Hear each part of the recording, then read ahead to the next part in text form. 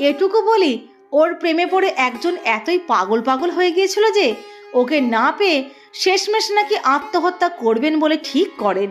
56 বছর বয়সে ও যখন আমায় বিয়ে করে তখন আমার বয়স 36 বছর। 72 সাল থেকে আমাদের আলাপ। 14 বছর মেলামেশার পর আমি ওকে বিয়ের কথা বলি। ছোট থেকে ওর মতো আমিও খুব কষ্ট করে বড় হয়েছি, সংসারের ভার নিয়েছি। ওই একটা জায়গায় মিল আমাদের দুজনকে বোধহয় একটু বেশি কাছে এনে দিয়েছিল। কিন্তু বিয়ের কথা বলতে ও বলল আগে বাড়িতে কথা বলি।